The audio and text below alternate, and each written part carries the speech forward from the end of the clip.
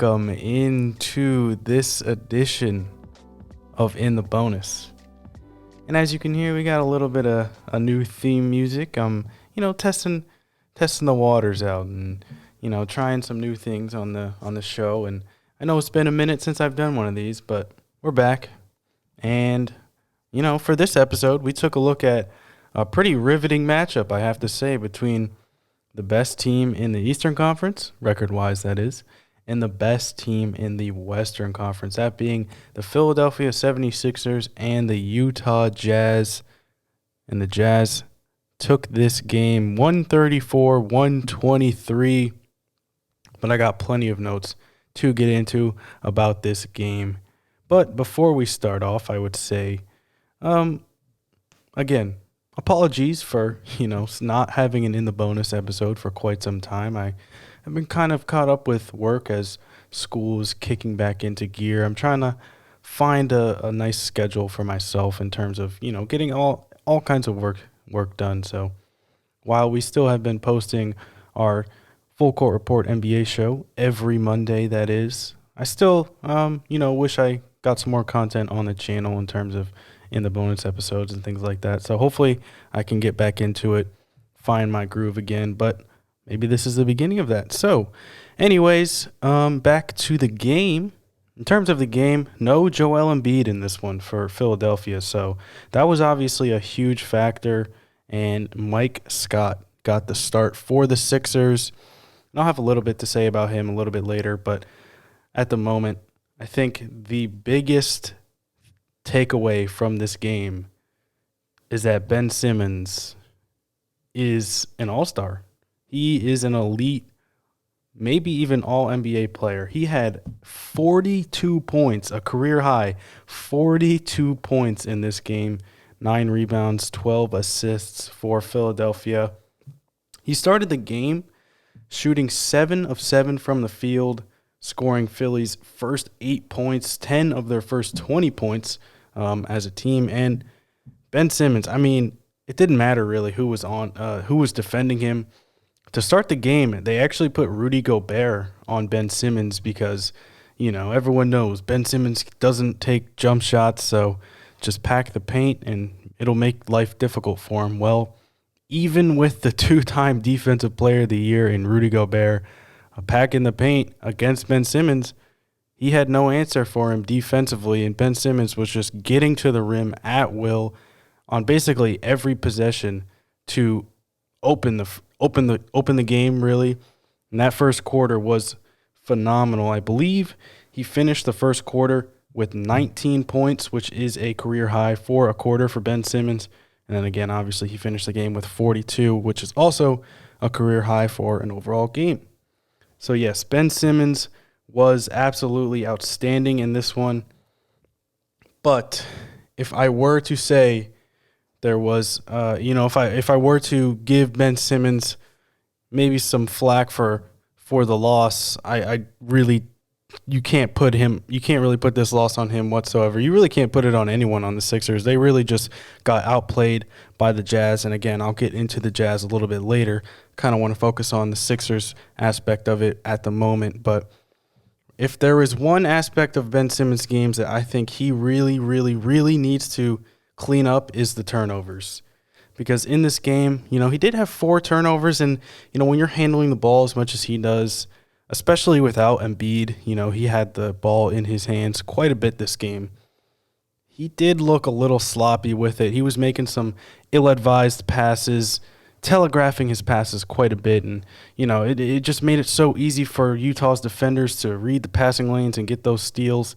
I think if Ben Simmons can really clean up that aspect of his game, and then obviously, get a jump shot. But hey, he put up 42 points in a game basically where he didn't take a single jump shot. He also shot 12 of 13 from the free throw line, which is very encouraging for someone who I feel like, I honestly couldn't tell you off the top of my head. I didn't look it up before I recorded this, what his free throw percentage is even on the season.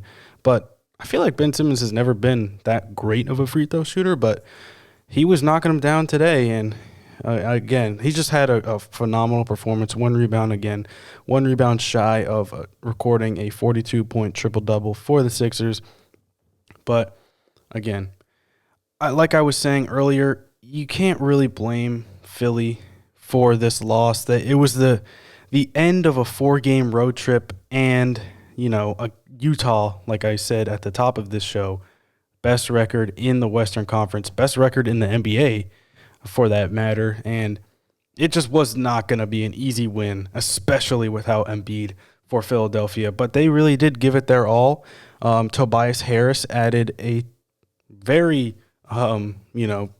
good. He had a good showing in this one. I'll say that. He had 36 points, 10 rebounds, shot 14 of 24 from the field. He just looked really confident. And I think we talked about it pretty, marginally on our show that was uploaded yesterday about Tobias Harris and kind of the supporting cast for the Philadelphia 76ers. I feel like they don't get enough credit for what they're doing. I mean, Seth Curry didn't have the best of games. I feel like he's definitely performed better in previous games. He only had 11 points, but you can't expect too much from him every game. Same thing with Danny Green. Danny Green just couldn't really hit his shots tonight. And then Mike Scott, who I feel like got outplayed by Dwight Howard, who came off the bench. Dwight Howard had 14 and 12, and you look at the box score, and it's obviously he got outplayed, but I think what Doc Rivers really wanted was to space the floor for Ben Simmons, and that was pretty evident because Mike Scott's only points came on three-pointers. He had 6 points in the game.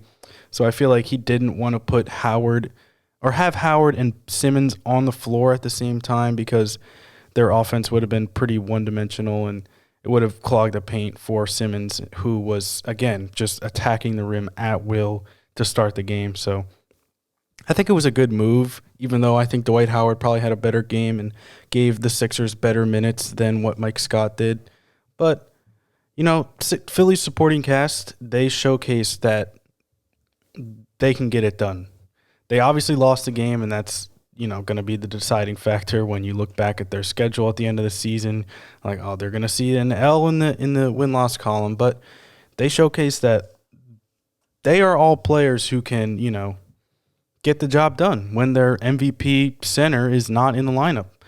Again, I think the game probably would have been a little bit different if Embiid was playing. I'm not saying they would have won the game because, again, Utah is just on another planet right now. And, again, I will get into them in a minute. But they really did showcase what they were about. And I think kind of, went back to my point is that I don't think Philly's supporting cast really gets enough credit. Ben Simmons especially does not get enough credit for how good of a player he is. He kind of takes a back seat to Embiid in terms of the scoring and things like that. He's just a phenomenal defensive player on top of the fact that he can do this, maybe not on a nightly basis, but he's certainly a much better offensive player. Maybe that's pretty obvious, but I feel like Ben Simmons is a much better offensive player than what his statistics indicate and, just what he showcased so far throughout this season and pretty early in his career. It was, he was on the trade block earlier in the season, I think, during the whole James Harden saga. And he was rumored to go to Houston. And I think that would have been an interesting experience for Ben Simmons because he would have really had that team to himself. And it showcased today what he can do when he has a full team to himself built around him. And, it was really an incredible showing from him. But again, I don't want to praise Ben Simmons the whole show. I'll get into what else I saw throughout this game. I guess we can transition a little bit to what the Jazz did in this game. What I saw from the Jazz is they are just pretty much good at everything. They're just – so I looked up the stats before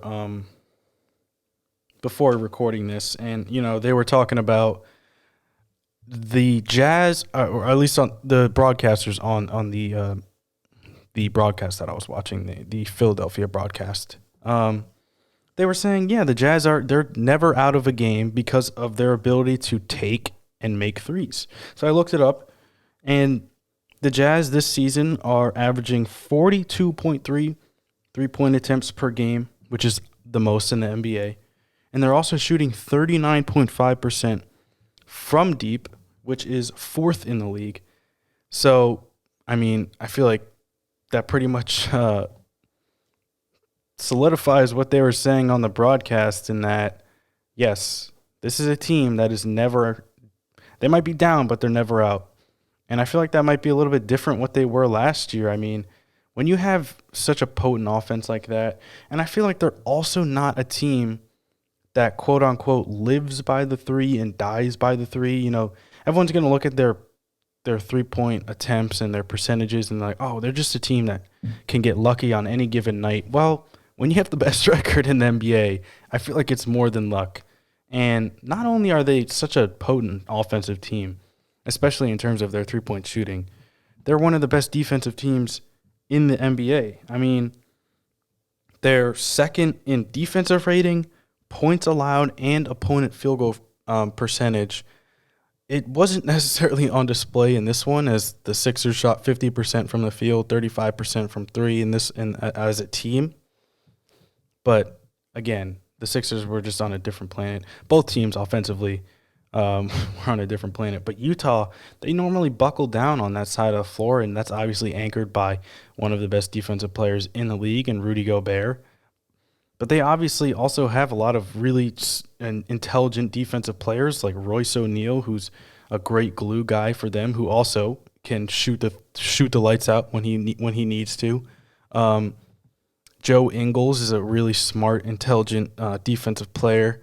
Derek Favors, who comes off the bench, he provides good minutes, good backup minutes to Gobert, you know, in that big man spot. He's a really solid defensive player as well. And then obviously Donovan Mitchell, you know, he's kind of undersized for, you know, a shooting guard necessarily, but he can definitely be locked in and engaged on that side of the floor when he wants to.